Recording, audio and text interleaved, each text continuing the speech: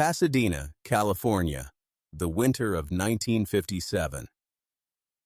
A Saturday morning in a diner on Colorado Boulevard, 2 blocks east of the intersection with Lake Avenue, in the kind of establishment that had been serving the working neighborhood around it since 1941 and that had, in the 16 years since, developed the specific character of a place that is used by the same people for the same purposes over a long enough period that it stops being a business and becomes a fixture.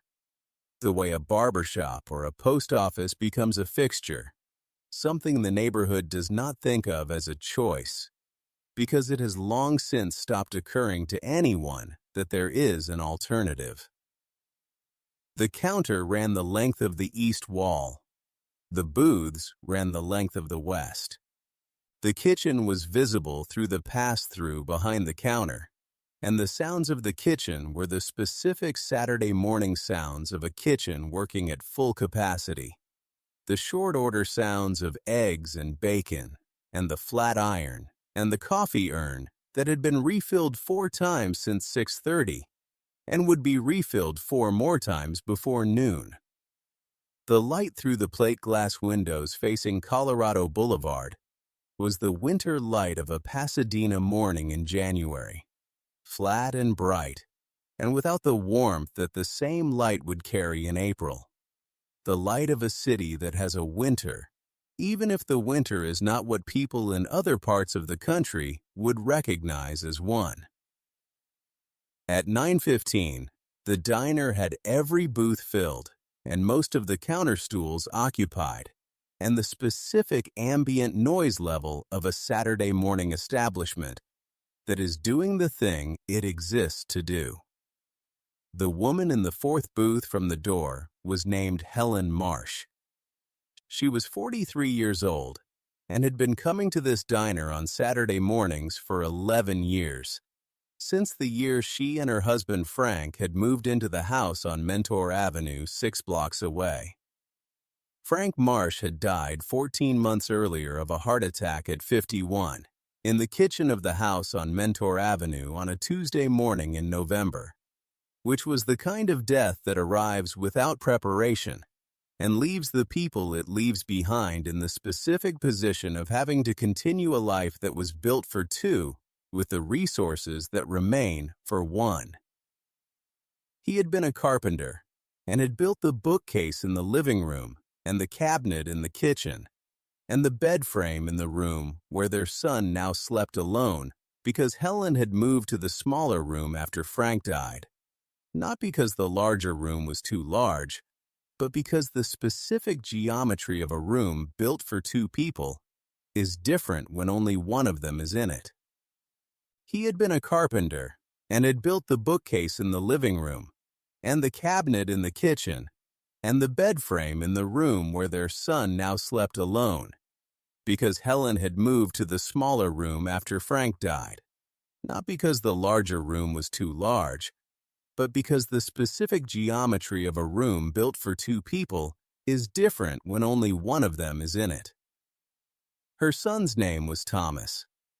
He was 14 years old and was sitting across from her in the 4th booth with a glass of orange juice and the specific posture of a 14-year-old boy who has been brought somewhere and is present in body, while his attention is distributed among several things that are not the booth or the orange juice or the Saturday morning diner on Colorado Boulevard.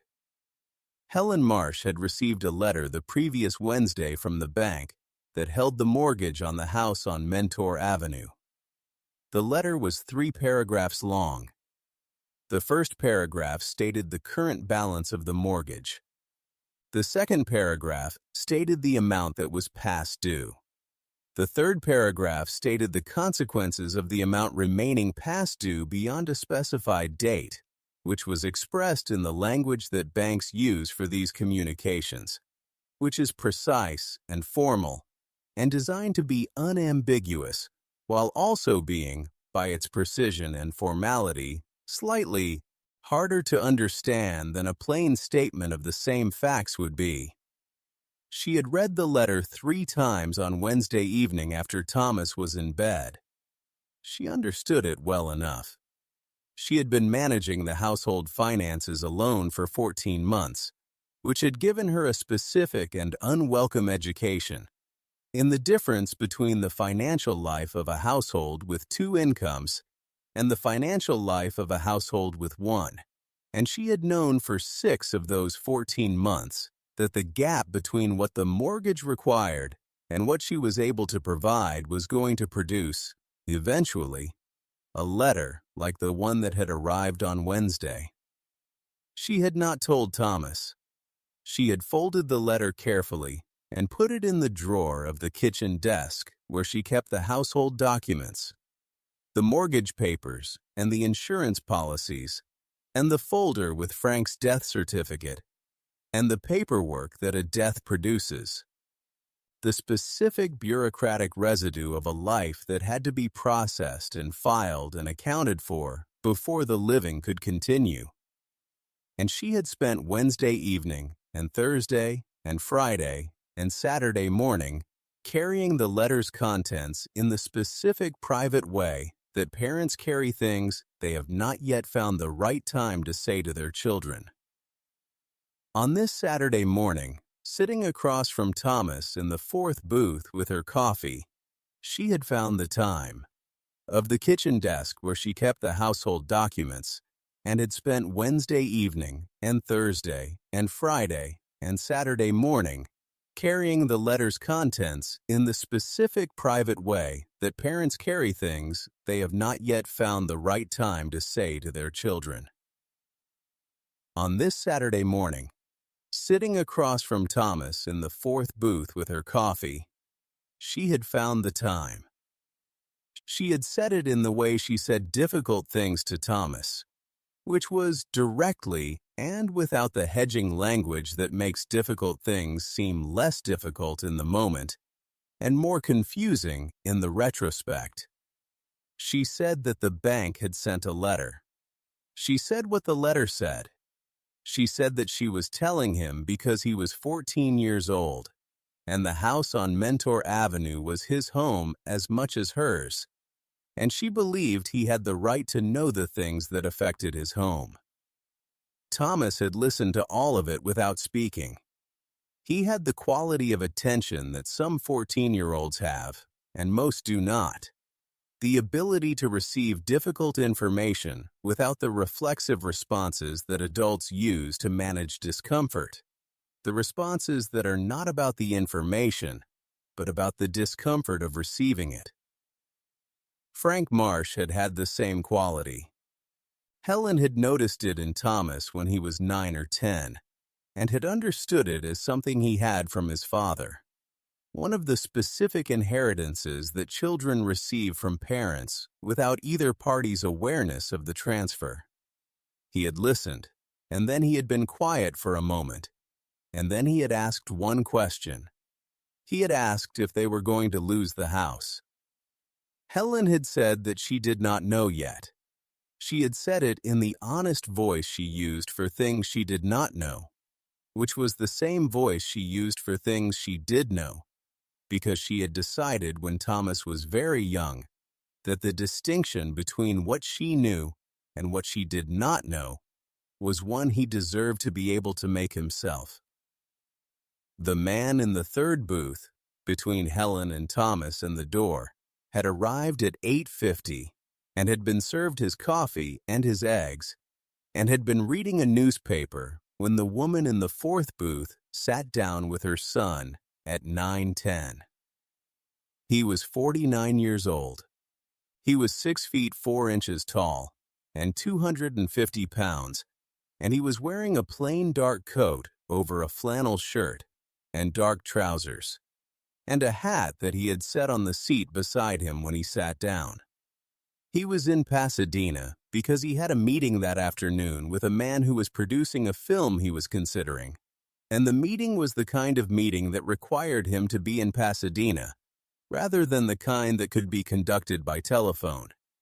And he had come down from his house in Encino the previous evening, rather than driving down Saturday morning, because the drive from Encino to Pasadena on a Saturday morning was the kind of drive that absorbed time in ways that made arriving at a 2 o'clock meeting uncertain if you left at noon.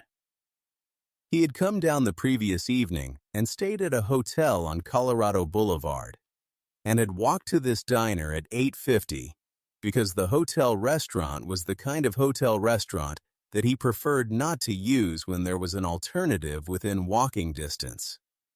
With a man who was producing a film he was considering, and he had come down from his house in Encino the previous evening and stayed at a hotel on Colorado Boulevard, and had walked to this diner at 8:50 because the hotel restaurant was the kind of hotel restaurant that he preferred not to use when there was an alternative within walking distance.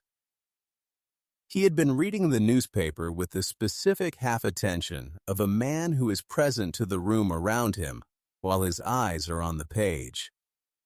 He heard the woman in the fourth booth because he was the kind of man who heard things in rooms, who had developed over decades of moving through public spaces the specific ambient awareness that some people develop, and most do not. He had developed it not through any intention, but through the accumulated habit of being in public places and being attentive to them. The habit of a man for whom other people's lives were not background noise, but information. The habit that had made him good at the work he did, and that he could not turn off when the work was not happening. He heard the voice of the woman in the fourth booth change when she said the word bank. The change was small. It was the change in a voice that is saying something it has been carrying for a while and is now setting down. The specific quality of a voice that has been holding something in and is now allowing it out, who had developed over decades of moving through public spaces, the specific ambient awareness that some people develop and most do not. The awareness that takes in the room without directing itself at any particular part of it. He heard her voice change when she said the word bank. He did not look up from the newspaper. He heard the rest of it. He heard the question the boy asked and the answer the woman gave. He set the newspaper down on the table with the specific deliberateness of a man who has heard something that has reorganized his priorities for the next 10 minutes. He did not look at the fourth booth. He looked at his coffee cup. He thought for a moment about what he had heard and what it meant, and what, if anything, he was going to do about it. He was a man who had grown up without money in Winterset, Iowa, in a family that had not been poor in the dramatic sense, but had been poor in the steady, practical sense of a family that managed carefully and had no margin for the things that did not go according to plan, and who had acquired a great deal of money in the subsequent 30 years through work that had not initially seemed likely to produce money, and that had produced more of it than he had anticipated or planned for. He had never, in the years since acquiring it, fully lost the specific physical understanding of what it meant to sit in a diner and not know whether you were going to keep your house, and had never, in the years since acquiring it, fully lost the specific physical understanding of what it meant to sit in a diner and not know whether you were going to keep your house. He had not sat in that position himself. He had watched people who were close to him sit in it. The watching had given him a precise and personal understanding of what the position felt like from the inside that he had never been able to entirely set aside when he encountered it in others. He looked at the check the waitress had set face down on his table. He picked it up. He looked at it. He set it back down. He picked up his hat from the seat beside him. He put it on. He stood. He walked to the counter. The woman behind the counter was the morning counterwoman who had been working this diner since 1949, and who had seen the full range of what people did when they were paying bills that were not theirs. from the theatrical to the quiet, and who had developed from that range a specific ability to receive the quiet kind without commentary or expression that would make the moment into something larger than it needed to be. He spoke to her for 30 seconds in a low voice. She nodded once. He placed something on the counter in the specific way that things are placed on counters when the placing is intended to be the last action in a sequence rather than the first. He placed something on the counter. He nodded to her. He walked to the door without looking at the fourth booth. He went through it onto Colorado Boulevard. The January morning continued outside in the ordinary way of a Pasadena January morning. The light and the traffic on Colorado Boulevard, and the specific temperature of a California winter that is not quite cold, but is not warm either. In the fourth booth, Helen Marsh was finishing her coffee. Thomas was finishing his orange juice. The waitress came to their table. She said that their check had been taken care of. Helen said that there must be a mistake. The waitress said there was no mistake.